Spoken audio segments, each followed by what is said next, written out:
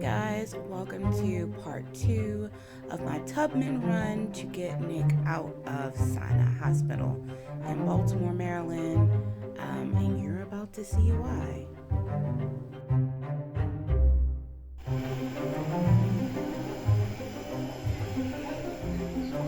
What the hell is happening here? He is coughing up blood. Okay, alright, okay. So I just got back in to see my baby, and this is what I see. It's like a crime scene in here. It's ridiculous. And apparently he had some really big coughs, because as you can see, he's coughed it all the way down to his feet. All the way down here has blood. So they really need to figure out what the fuck is happening right now and why. Y'all see that shit? So one of the nurses just came in, not the regular nurse, but a different nurse that was at the nurse's station, so that she could help to get him cleaned up. And I was like, is there anybody who can do some testing for him today to find out why this is happening? Because earlier when I was here and I was seeing it, respiratory came in, and he was like, yeah, they probably need to do a bronch in order to determine, like, is it his throat, or is he, coughing up something out of his lungs? And I was like, I think you should definitely put that in your notes as a recommendation, because me asking for it is one thing, but you as the healthcare, provider, as the respiratory therapist, saying that is a lot more helpful, And I told the same thing to the nurse care manager.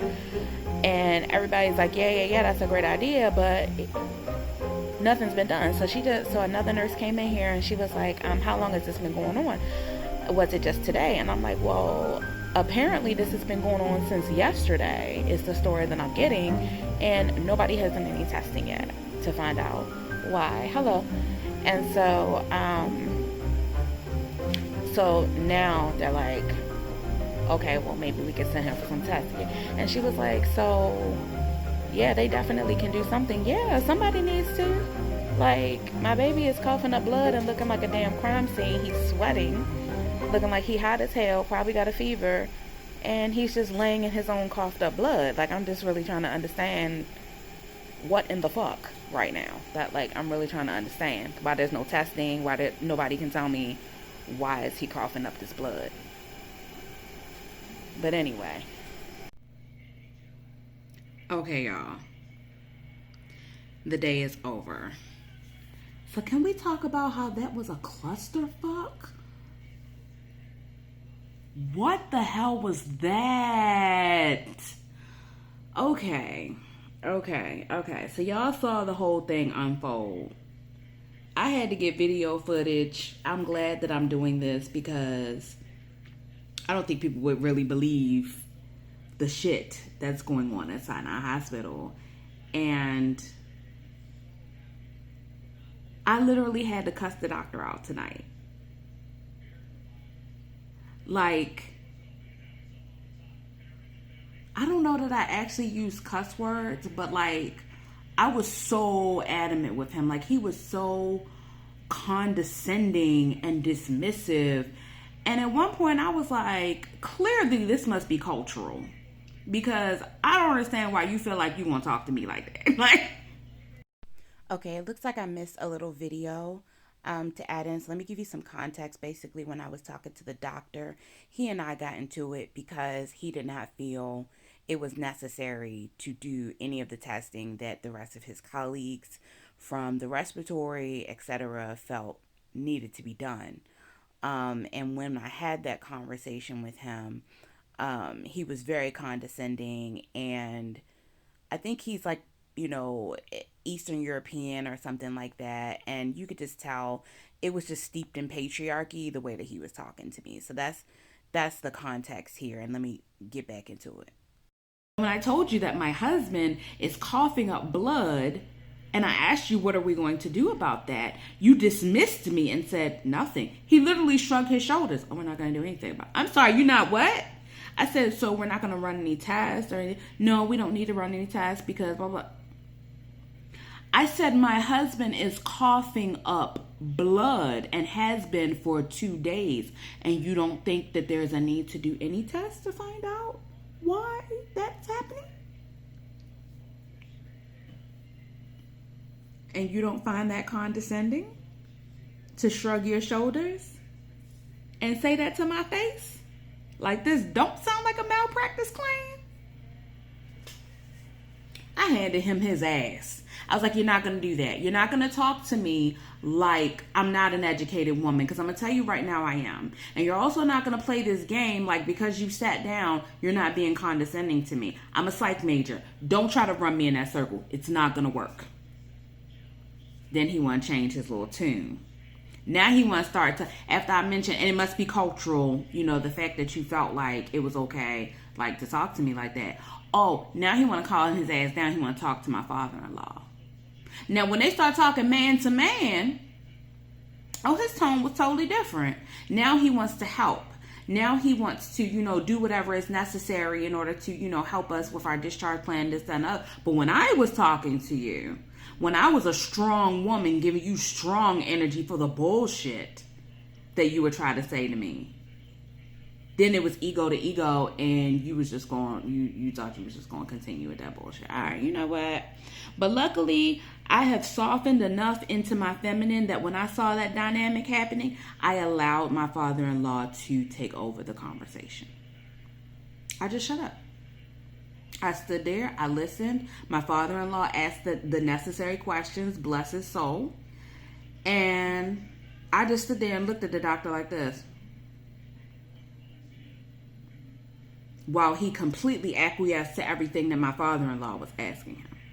Because like I said, it's cultural. This guy he was from somewhere, he was probably like Russian, or he was somewhere Eastern Europe. And he made the comment when I was like, this must be cultural, you know, the issue. Yeah, you know, just like your president said, you know, it's probably the shithole country that I come from. I said, first of all, don't do that, because I didn't say that to you. And I didn't say you came from a shithole country. You did.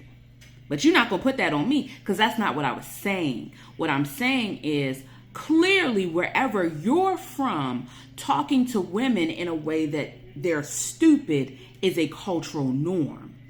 It has nothing to do with me trying to say that your culture or or the country that you're from is inferior to Americans. What I'm saying is the way that you talk to me shows me that you insinuate that I'm inferior to you, and you're not going to talk to me like that. Ever. On top of that, I've been living out of this country for 2 years now. So I done got to the point where I'm a free black woman. I don't feel the need to in any way kowtow to any white man.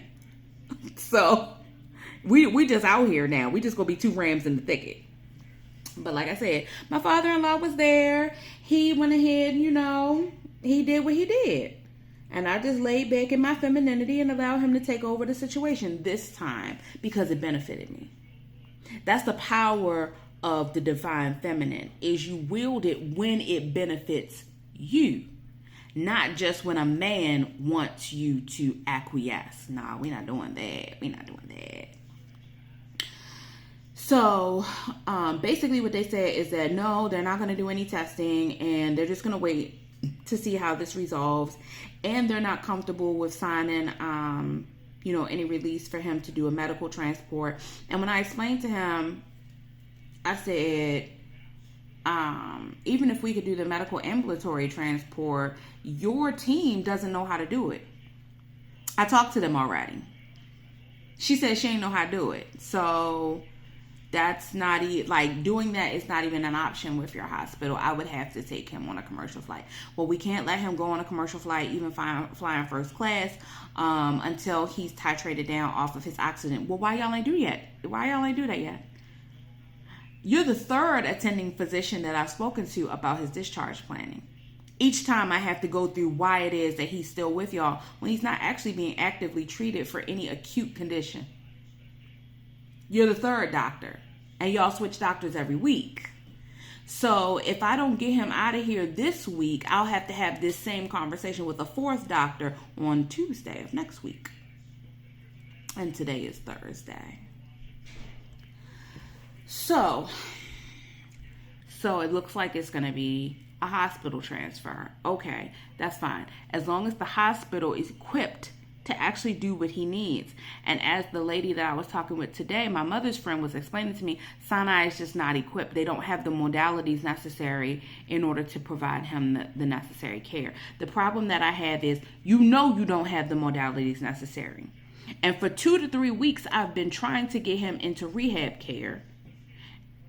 And you have made it very difficult to do that by putting him on arm restraints, by putting him on the mitten, to the point where these rehab centers won't even take him.